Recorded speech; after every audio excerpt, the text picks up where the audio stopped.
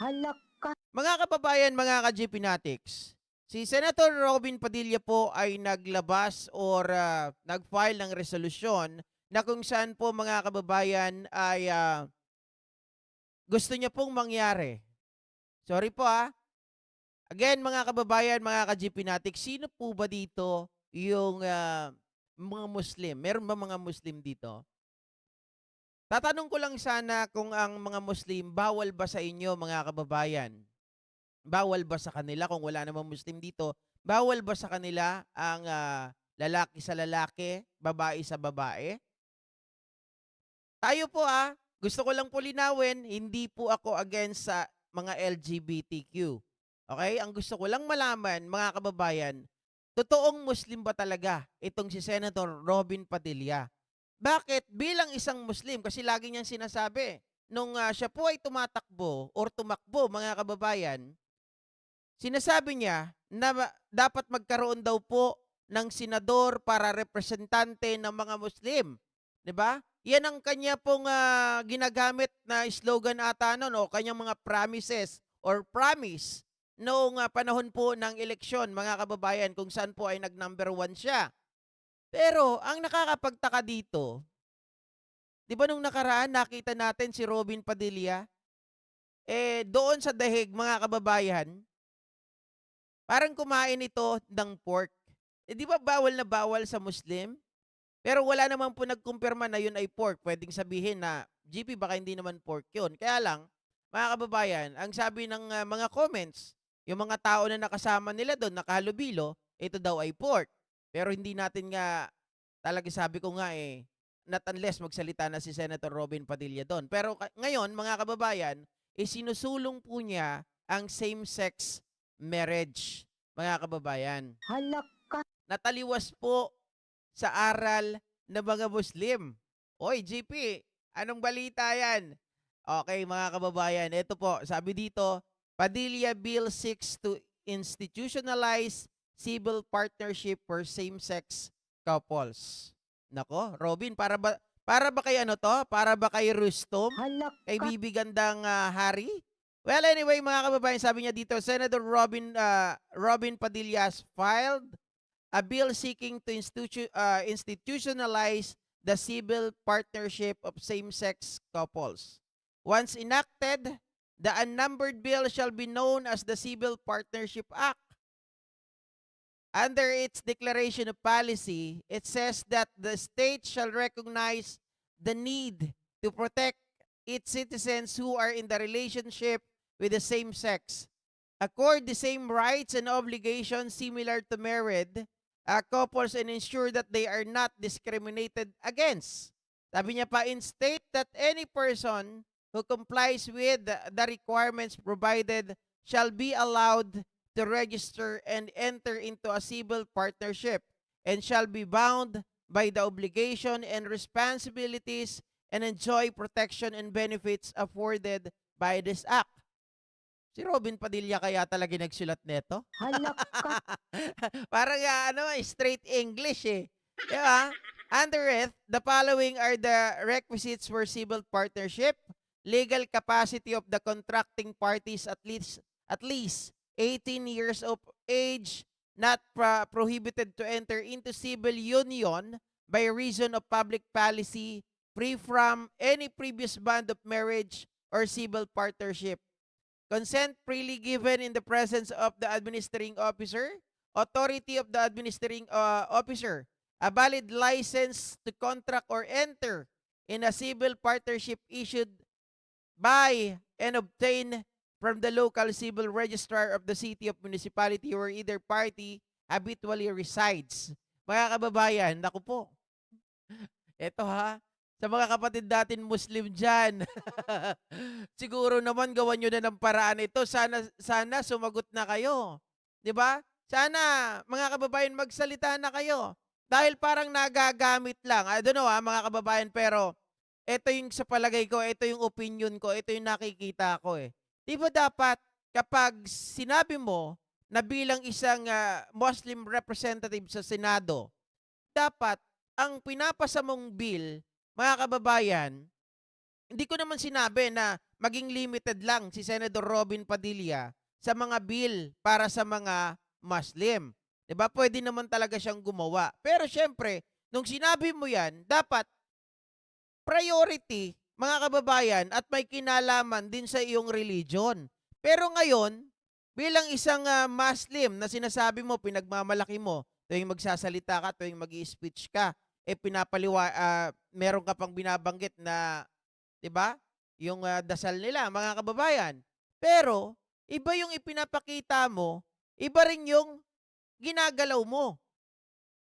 Parang lumalabas ngayon, ano 'to, mga kababayan, palabra de honor, ano lang ba 'to? Palabra mo lang ba 'to o ito na yung, parang nagsu-sugarcoat ka lang? 'Di ba parang mga kababayan, nagkukunwari ka lang ba, ginagamit mo lang ba ang pagiging Muslim? Sabi nga nung iba diyan, mga ka-GP Natics, eh, "Ay, ginagamit lang yung pagiging Muslim niyan na ni Robin, gusto lang makarami ng asawa." Marami ba asawa ni Robin, mga kababayan? Parang, ilan pa lang yung, kakilala ko na naging asawa. Pero hindi naman ata nagsabay-sabay, 'di ba? Hmm. Sabi ni Joel Lopez, "Ka-GP, hindi nga marunong mag-English yan, naniniwala ba kayo na siya ang may panukala?" Well, mga kababayan, puwedeng, siya ang may panukala, pero masasabi ko po na hindi po siya yung nagsulat. Hala ka. 'Di ba, laging may, backup na abogado yan. Oh. Sabi ni Cora Vidal, "Magbasa ka ng Biblia, Senador Bobo, kasi ang pag-aasawa ng babae sa kapwa babae o kaya lalaki sa kapwa lalaki, karumal-dumal sa harapan ng Panginoong Diyos." Oh, 'di ba, 'wag na lang natin pag-usapan 'yan, mga kababayan, doon na lang sa aral mismo ng, pagiging, Muslim. Ang alam ko kasi sinearch ko 'yan, mga kababayan, ibinabawal po, mahigpit na ipinagbabawal sa kanila ang same-sex relationship. At kapag ito ay napatunayan, mga kababayan, ay, maaring umabot po ang parusa sa hatol ng kamatayan. Totoo po 'yan, 'di ba? 'Yun ang nakita ko. Umaaring umabot po sa parusang kamatayan kapag napatunayan po ang pakikipagrelasyon sa kapwa lalaki at kapwa babae. Bakit itong si Robin Padilla ay isinusulong niya po yung batas na yon? Nataliwas po sa kanyang sariling reliyon, 'di ba? Sabi ni Chessmaster, may kasabwat din na relihiyon na nakikinabang sa mga Duterte. Kaya dapat silipin din yan ni BBM. Alam ko na yung tinutukoy mo. Oh. Mhm. Sabi ni Cristel Banaag, wala yan si Robin. Sayang sweldo, walang tamang ginawa. Si Duterte lang ang pinaglilingkuran. Kaya nga eh, mga kababayan eh. 'Di ba? Yan ang nangyayari kasi sa atin. Nagpapaniwala tayo sa mga artista. Nagpapaniwala tayo, kinantahan lang tayo ng Wonderful Tonight. Binoto na natin. Hala ka. Uy, isa ka rin naman, GP, eh. Isa ka rin sa mga may kasalanan. Oo nga naman, mga kababayan, kasi nung panahon ng eleksyon, pero hindi ko naman sinabi na iboto si Robin eh. Hala ka. Actually, doon sa listahan ko noong 2022, hindi ko talaga isinama si Robin Padilla. Hala ka. Kaya lang, as member ng unit team that time, mga kababayan, mga ka-GP Natics, eh sabi nila vote straight daw. Oh. Kaya ngayon, marami nag-vote straight. Maraming bumoto kay Robin, nag-number 1 pa. Hala Pero ka. hindi yun talaga ang pinakinakita kong dahilan eh. Yung popularity ni Robin Padilla dahil kilala ninyo siya bilang artista. Magaling naman talaga bilang artista si Robin. Kaya lang hanggang bilang artista lang eh. Hala ka. 'Di ba? Sabi ni Sir Elmer Nova, ikaw ba naman utak ka tol? Hala ka. Oh. Sabi ni Norma Tanyo, tutol din ang simbahang Katoliko dyan sa marriage of same-sex. Oo nga naman, mga kababayan, tama po kayo. Sabi ni Kenny Yamato, tama po yan. Stricto talaga ang mga Muslim countries. Ang bawal ay bawal talaga. Diba? Pugot ulaw, mga ka-GP Natics. Hala ka. Oh, ginagamit lang niya ang Muslim para makarami ng aasawahin. Parang ganun na nga. Diba?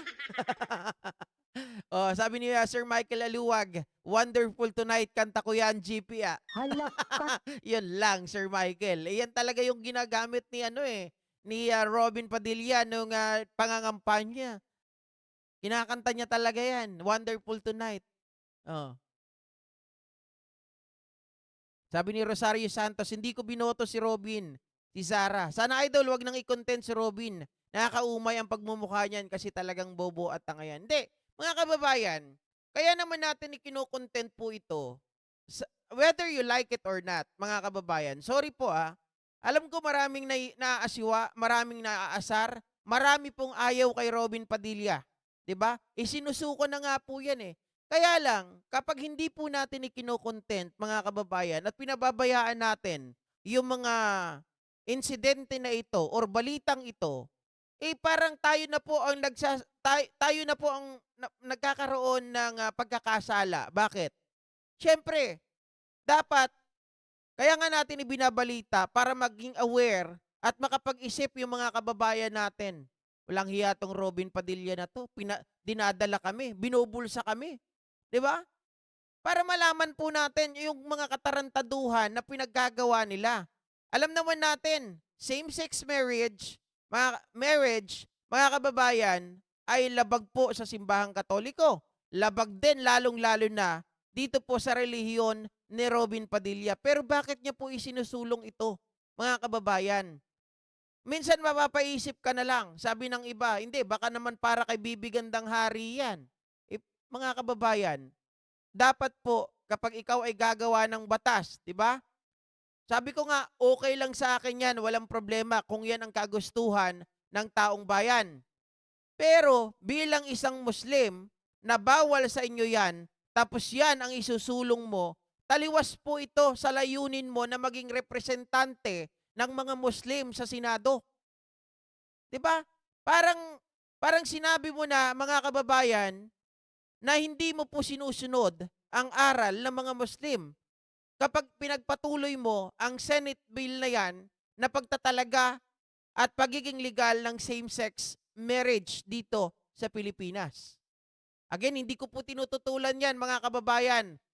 Sinisita ko lamang po etong si Robin Padilla kasi siya, sabi niya, siya ay representante ng mga Muslim sa Senado. So, balit na tapwat, taliwas sa aral nila, mga kababayan, ang ginagawa ni Senador Robin Padilla.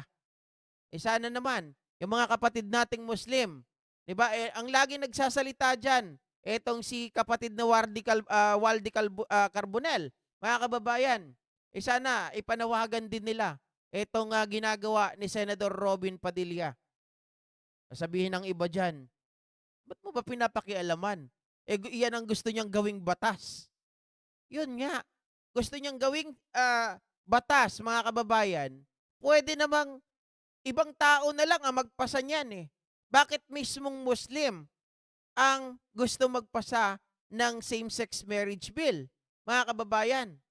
'Di ba? Kung titingnan mo yan, maigi, pwede kang kutsain diyan. Sasabihin sa'yo, napakatanga mo. Tunay ka ba talagang Muslim? Bakit yan ang gusto mo mangyari?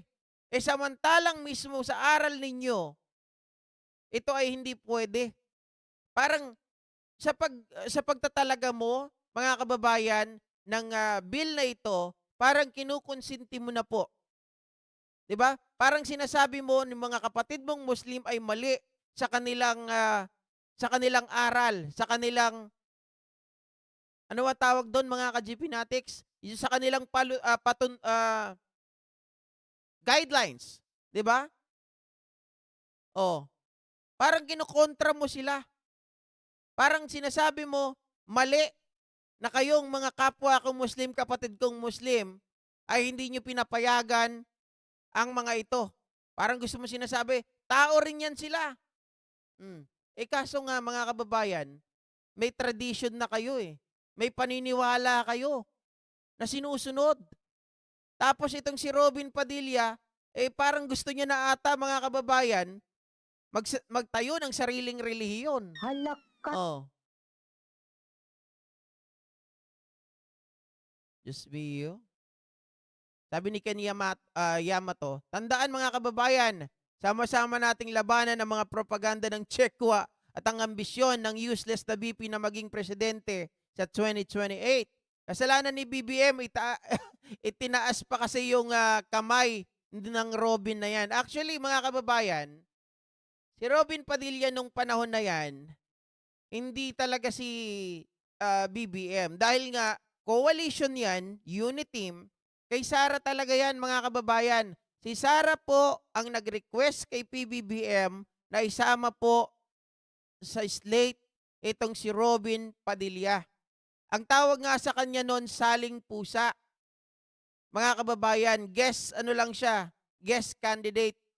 Ang nagpataas ng kamay niyan kay PBBM ay request ni Sara Duterte. Mga kababayan. Mm.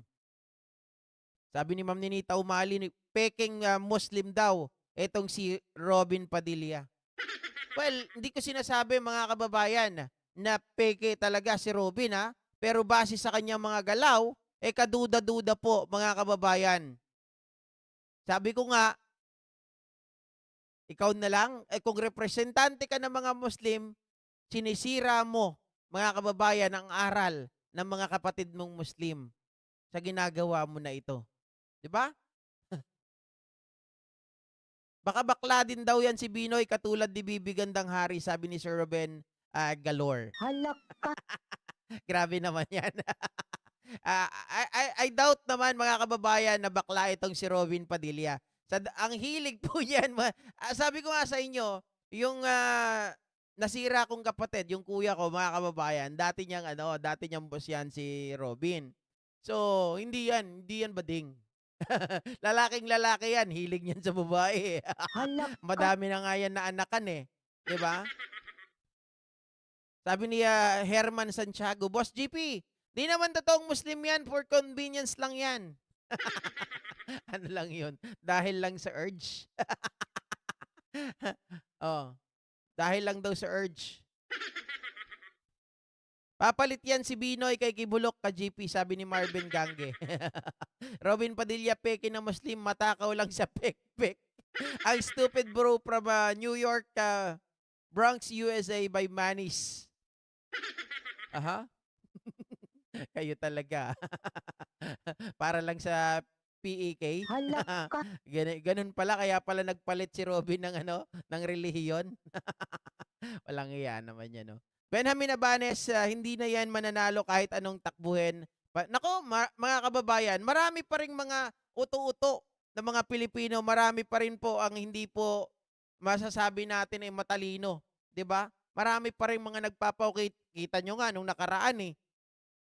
O, nanalo pa yung mga bugok na mga senador diyan. Halak ka. Oh. Lalong-lalo na yung nagpauto kay Rodante Marcoleta na magiging libre daw yung kuryente, yung nagkakahalaga ng below 2,000 ay libre na. Nako, utong-uto kahit yung tiyahin ko. Oh. Simula ng kampanyahan ng 2022 kay Sara na yan, nakabuntot, hindi kay PBBM. Kaya ganun na lang paghimod sa mga Duterte. That is correct mga kababayan. Halak At ka. saka nung nanalo nga, di ba? Nung natapos yung halala ng 2022, hindi po siya nagpasalamat kay PBBM, mga kababayan. Nagpasalamat siya kay Sara at meron pa siyang isang pinagpasalamatan eh. Si Sharon ata yun, mga kababayan. Ganon, kabastos yan si Robin. Halak ka. Oh. Kaya walang unlad sa Pinas dahil sa mga bobotante, sabi ni Ayu. Halak ka. Oh, totoo naman yan, mga kababayan. Okay, so ito naman ang pag-usapan natin ngayon, mga kababayan, dahil nalalapit na po itong